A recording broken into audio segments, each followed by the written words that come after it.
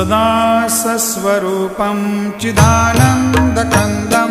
जगत्सम्भवस्थानसंहारहेतुं स्वभक्तेच्छया मानुषं दर्शयन्तं नमामीश्वरं सद्गुरुं साईनाथं भवद्वान्तविद्वं समार्तण्डमीड्यं मनोवागतीतं मुनिर्ध्यानगम्यं जगद्व्यापकं निर्मलं निर्गुणत्वां नमामीश्वरं सद्गुरुं साईनाथं भवाम्भोधिमग्नार्दितानां जनानां स्वपादाश्रिता